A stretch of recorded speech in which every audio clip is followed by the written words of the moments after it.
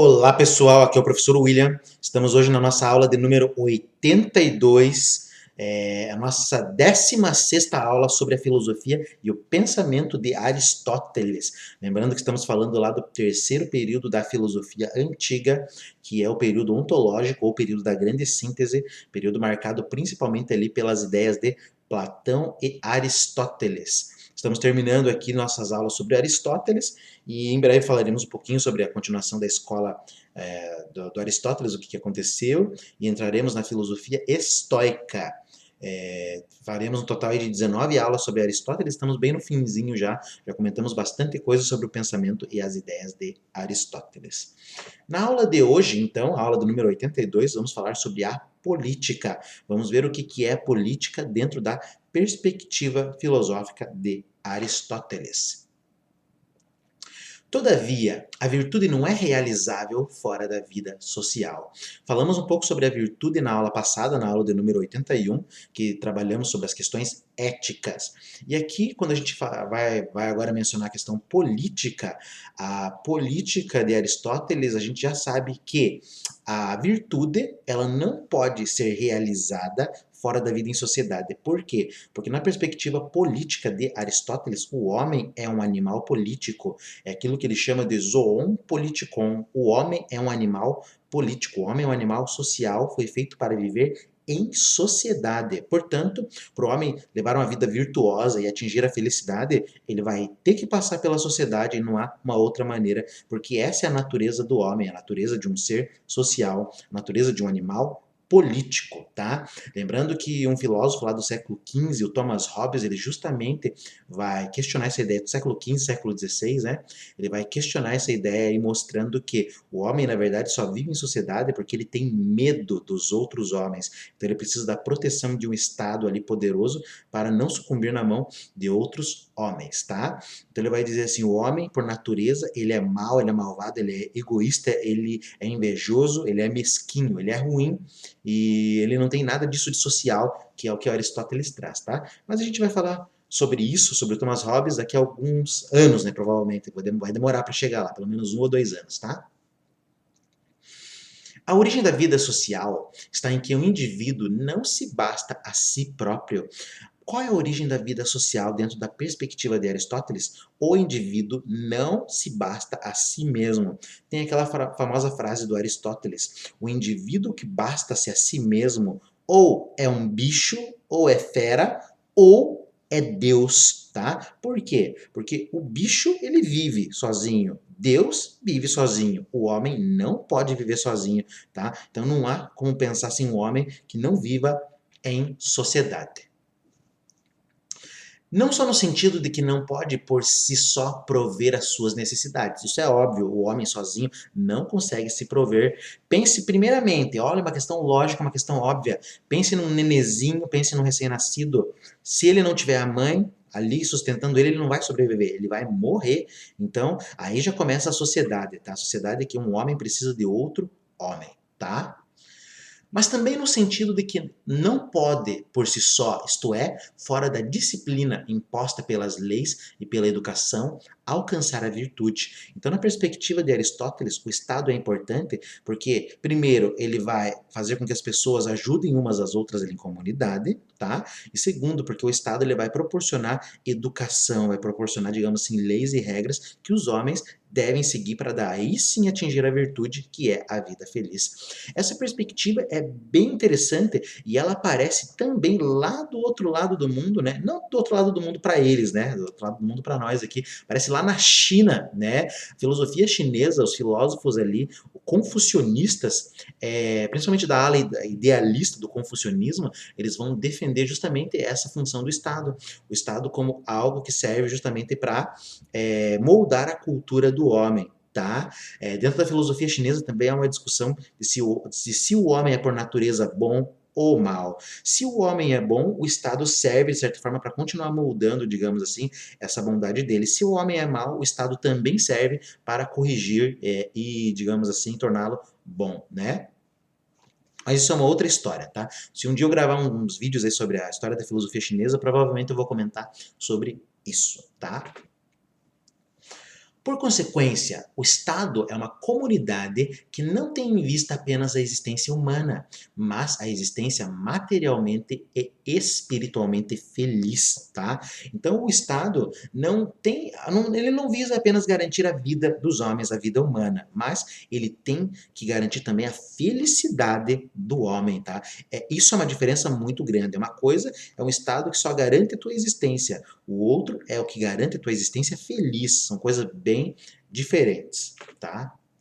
E é este motivo pelo qual nenhuma comunidade política não pode ser constituída por escravos ou por animais, os quais não podem participar da felicidade ou de uma vida livremente escolhida, tá? Isso aqui é uma coisa bem polêmica dentro da filosofia do Aristóteles. O Aristóteles vai proferir algumas sentenças aí sobre escravos que, se a gente olhar no dia de hoje, a gente vai pensar assim, meu Deus, isso aí é horrível, né? O que esse cara tá falando? Mas a gente não pode esquecer que isso aqui trata-se de um contexto lá da época da Grécia do século IV a.C., onde a escravidão era considerada coisa normal, não é? Naquela época, não estou falando de agora, pelo amor de Deus, tá? Senão já vou ser cancelado aqui. O Aristóteles ele trabalha da seguinte ideia, tá? Que o escravo não pode levar uma vida feliz. Por que o escravo não pode levar uma vida feliz? Porque o escravo ele não tem a liberdade de escolha. O escravo não pode escolher. O animal não pode levar uma vida feliz, porque o animal não tem a capacidade de escolha. Foi isso que nós discutimos nas aulas anteriores, principalmente na aula anterior sobre a questão ética. Só há liberdade a partir do momento que o homem pode escolher, e é a partir da escolha que o homem pode chegar à felicidade. No caso do escravo, o escravo não pode chegar à felicidade porque ele não tem opção de escolha. A vida dele é determinada, assim como a dos animais, tá? Interessante que a próxima filosofia que a gente vai discutir, o estoicismo vai mostrar claramente que o escravo, ele pode levar uma vida feliz, né? Até um filósofo escravo chamado Epiteto, ele é a maior prova justamente dessa questão. Mas quando a gente chegar lá no estoicismo, a gente comenta sobre isso, tá? E a este propósito, Aristóteles sustenta que há indivíduos escravos por natureza, enquanto incapazes das virtudes mais elevadas, e que a distinção entre escravo e livre é tão natural como a que existe entre macho e fêmea e jovem e velho, tá? Então, na cabeça do Aristóteles, na perspectiva do Aristóteles, é natural a escravidão, ou seja, para ele existem pessoas que nasceram para ser escravas, para serem escravas. Por isso ele defende que essas pessoas não podem ser felizes, porque a natureza delas é ser escrava. Enquanto tem pessoas que nascem para ser livres, outras nascem para ser escravas. E essas que são escravas não vão encontrar felicidade, porque elas não têm a liberdade para escolher. Já quem é livre pode escolher e pode chegar à felicidade desde que haja com virtude. Entre os que, como Platão, se limitam a delinear um tipo de estado ideal dificilmente realizável, e aqueles que, por outro lado, vão em busca de um esquema prático de constituição e o descobrem em qualquer das constituições já existentes, o problema fundamental é o de encontrar a constituição mais adaptada a todas as cidades, tá? Então, o Aristóteles, ele meio que está no meio termo ali entre o Platão, que pensa no modelo ideal de cidade, e em um outro modelo, que seria, por exemplo, assim, o de buscar realmente ali uma constituição que seja nova, digamos assim, ou uma constituição que sirva ali perfeitamente a cidade. O Aristóteles está nesse meio termo entre aquela idealização de uma cidade e a cidade realmente perfeita, tá? Mas o Aristóteles, o grande papel dele ali foi de estudar uma série de constituições para procurar aquela que fosse melhor, né? Ou tirar o melhor daquelas constituições ali que ele ia conhecendo, tá? Segundo Aristóteles, é necessário ter em mente um governo não só perfeito, mas também realizável e que possa adaptar-se facilmente a todos os povos, tá? Então Aristóteles pensa que a gente tem que pensar num governo perfeito, mas não apenas isso, porque isso não vai ser realizável, tá? A gente vai se frustrar tentando fazer um governo perfeito, onde, por exemplo, sei lá, não exista roubo, não exista assassinato, não exista crime, tá? Provavelmente é impossível um governo assim, tá?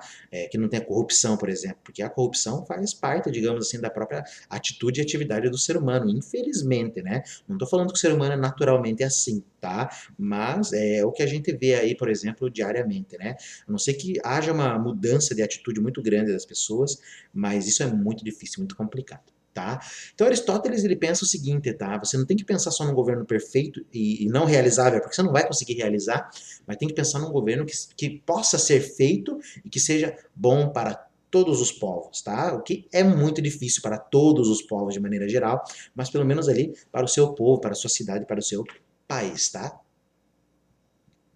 É necessário, portanto, propor uma Constituição que tenha sua base nas existentes e vise realizar nela correções e mudanças que a aproximem da perfeita. Então, Aristóteles, como eu havia dito, se eu não me engano, parece que ele estudou mais de 150 constituições e ele procurava justamente nessas constituições, que são as leis da cidade, aquelas que são melhores, aquelas que eram mais interessantes e justamente trabalhar a partir delas ali para montar uma outra constituição que chegue mais próximo da perfeição, tirando aquilo que seria, digamos assim, desnecessário, que seria ruim para o povo, que não poderia fazer avançar, por exemplo, a sociedade, tá?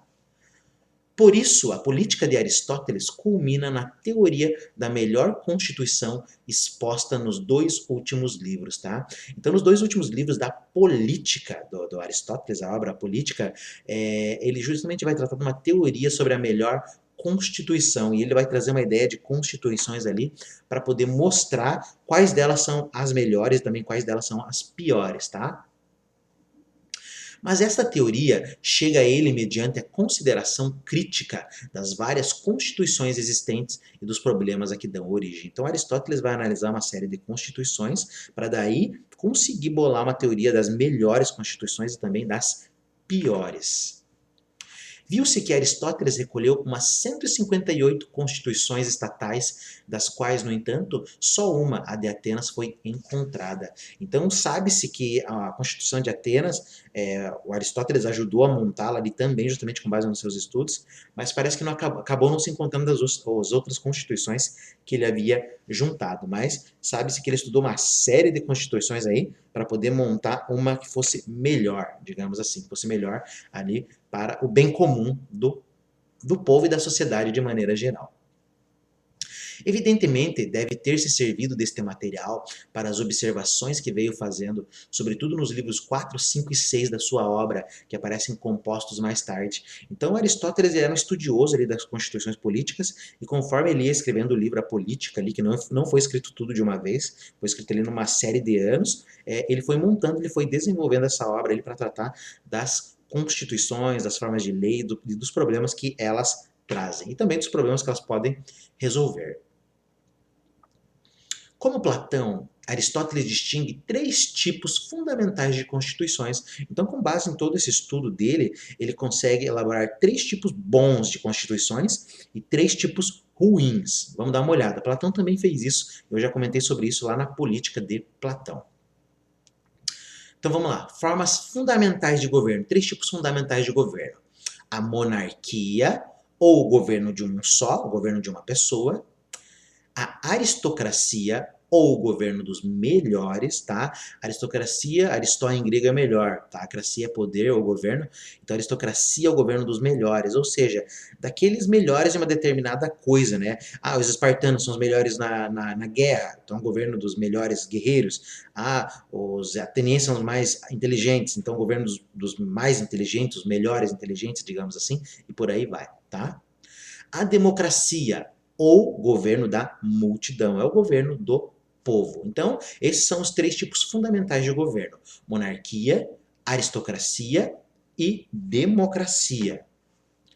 Esta última chama-se política, isto é, constituição por antonomasia, quando a multidão governa para o bem de todos. Tá? O que isso quer dizer? Que a democracia é justamente a política, é quando as pessoas governam para o bem de todos, é o governo do povo voltado para todos, não apenas para o povo, mas para aquelas classes que, de certa forma, ali tem, digamos assim, são ricas, tem os meios de produção, etc. Tá falando agora igual o marxista, né? Mas na verdade não.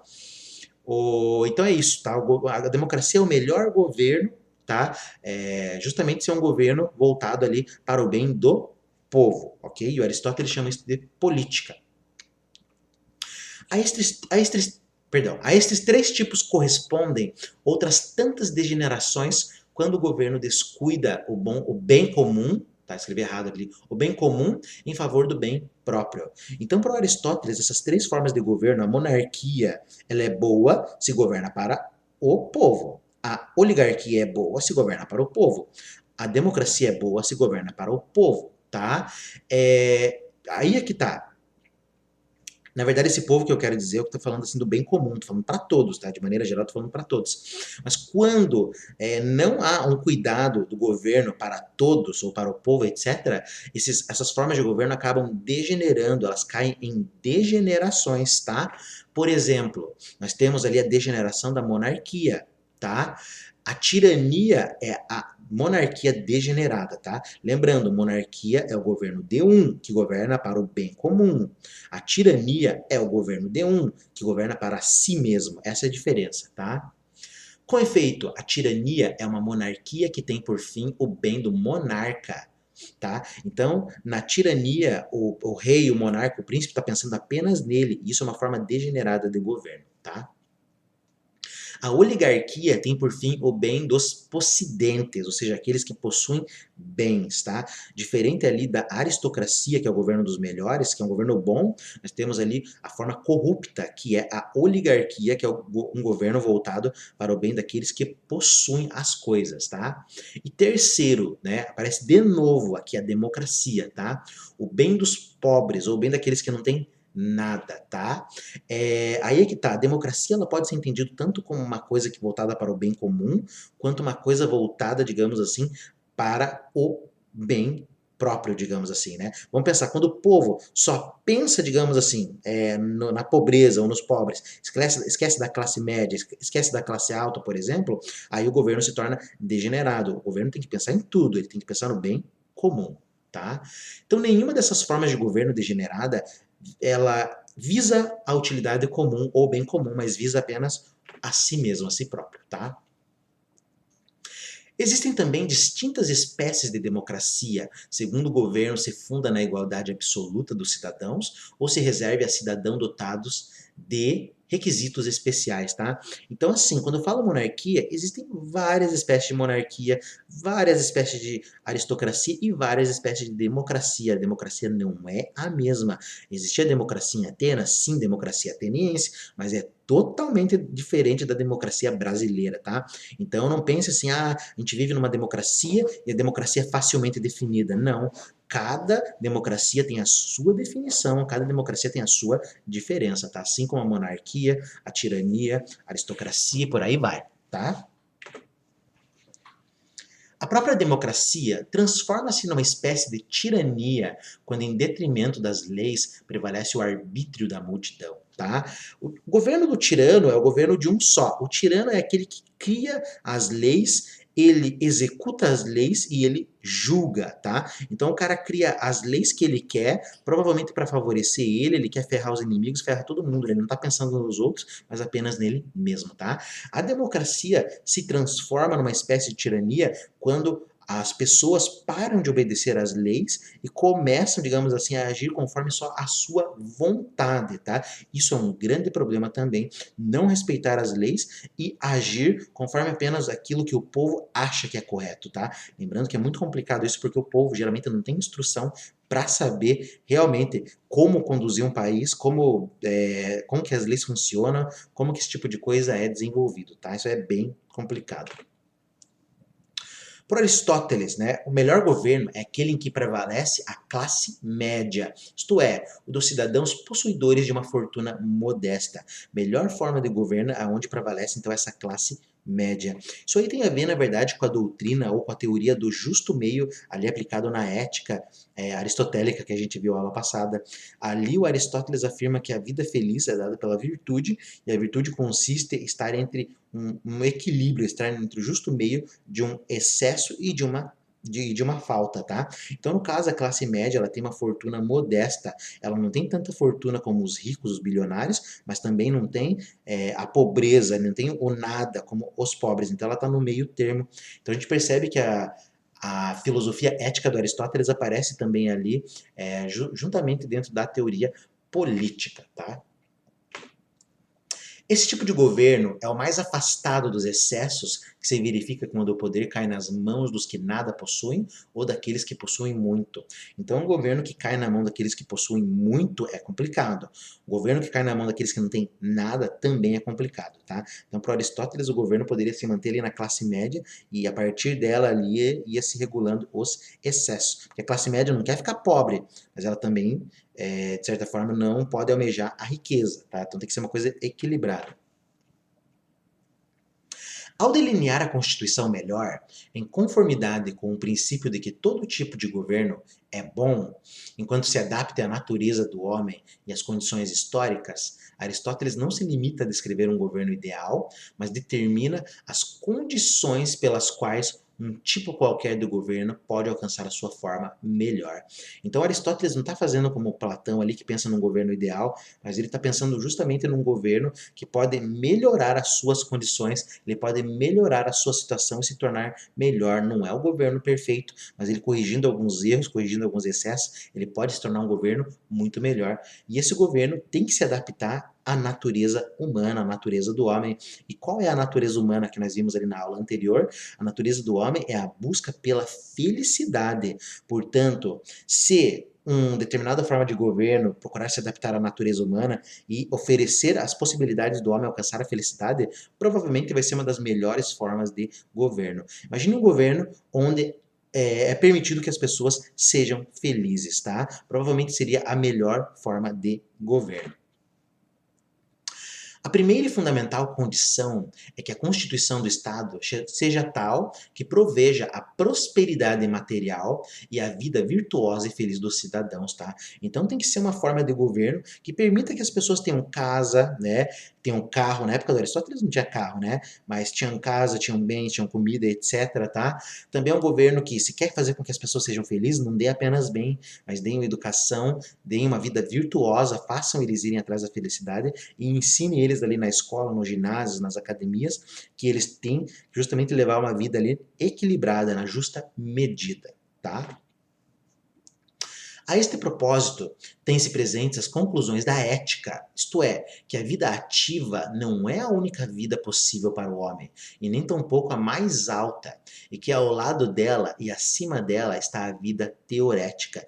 Então o Estado também tem que ensinar isso para as pessoas, que a vida ali ativa, a vida ali do homem, que só quer, digamos assim, viver conforme as paixões, os sentimentos, as sensações, não é a melhor vida para o homem, mas uma vida de contemplação, uma vida de teoria, uma vida de inteligência, que é a vida mais elevada de acordo com a perspectiva e a filosofia do Aristóteles, tá?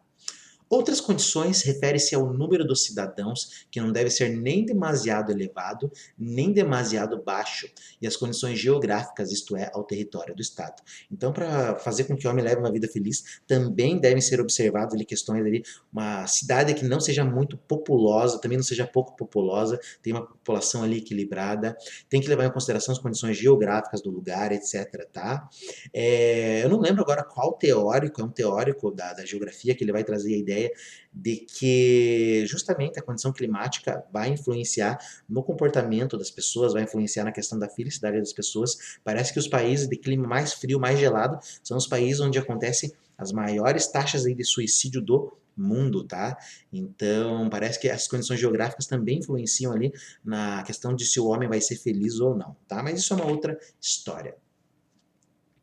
Depois, é importante a consideração da índole dos cidadãos, que deve ser corajosa e inteligente, como a dos gregos, que são os mais aptos a viver em liberdade e a dominar os outros povos, tá? Então Aristóteles aqui está puxando a sardinha para o lado dele, mas isso era normal na época, tá? Menos para os cínicos. Os cínicos já vão mostrar que os gregos não diferenciam em nada dos outros povos. Os gregos são melhores nem são piores. Mas aqui Aristóteles considera que os gregos são os melhores que os outros povos, porque eles têm cultura, têm educação, têm constituição, têm uma série de coisas, tá? Não que nos outros povos não tivessem, tá? Mas eu não sei qual que era o conhecimento do Aristóteles sobre os outros povos. Mas provavelmente ali eles se consideravam, digamos assim, a nata, digamos assim, da sociedade. Os gregos, para ele, né, são livres, é um povo livre, e justamente essa liberdade permite que eles dominem outros povos que nasceram para ser escravos, tá? Também é necessário que na cidade todas as funções estejam bem distribuídas e que se formem as três classes fundamentais, segundo o projeto de Platão, do qual Aristóteles exclui, no entanto, a comunidade da propriedade e das mulheres, tá? Então Aristóteles aqui ele pensa igual Platão. Em que sentido? É uma cidade que todas as pessoas têm que fazer a sua parte, da mesma forma que Platão trouxe, tá? Que também se forma aquele projeto lá das classes, né? Das classes dos trabalhadores, os comerciantes, os soldados, o rei, o príncipe, o monarca, dependendo da forma de governo, etc, tá? A única coisa que ele diferencia é a comunidade da propriedade e das mulheres, ou seja, para Aristóteles, cada pessoa tem que ter a sua propriedade e a sua mulher, não pode compartilhar propriedade e nem mulher, tá? É necessário, além disso, os anciãos, que no Estado mandem, pois que ninguém se resigna sem amargura às condições da obediência, se esta não é devida à idade, e se não sabe que alcançará com a idade a condição superior. Então, para ele, uma sociedade ideal é uma sociedade onde se respeitem os mais velhos, tá? Provavelmente Aristóteles gostaria de uma sociedade japonesa, que na sociedade japonesa é a tradição o respeito pelos mais velhos, e outras sociedades também. O Aristóteles acredita que o respeito aos mais velhos é uma coisa importantíssima para a sociedade, por quê? Porque as pessoas respeitando os mais velhos, elas saberiam que futuramente elas seriam velhas e também seriam respeitadas. Então elas viveriam ali de uma maneira justamente tratando bem as pessoas, tá? Finalmente, o Estado deve preocupar-se com a educação dos cidadãos, que deve ser uniforme para todos e dirigida não só a adestrar para a guerra, mas a preparar para a vida pacífica, para as funções necessárias e úteis e, acima de tudo, para as ações virtuosas. Então, o Estado deve cuidar da educação dos jovens, prepará-los para a vida virtuosa, não só educar esses jovens para a guerra, digamos assim, para as artes, para as lutas, etc. Mas deve educar esse homem a todo momento para a vida virtuosa, para que a sociedade como um todo consiga viver bem, certo? Então é isso, pessoal. Chegamos ao fim da nossa aula. Hoje falamos um pouco sobre a política de Aristóteles. Vimos ali as melhores formas de governo ali para ele. Vimos também que essas formas se tornam degeneradas quando já não pensam no bem comum, mas apenas no bem próprio, no bem particular. Também trouxemos aqui a ideia de que a cidade deve propiciar a busca do homem pela felicidade. A sociedade deve justamente estimular a natureza do homem, a virtude baseada na razão e na busca pela felicidade. Então é isso, pessoal. Um grande abraço a todos. Nos vemos no próximo encontro.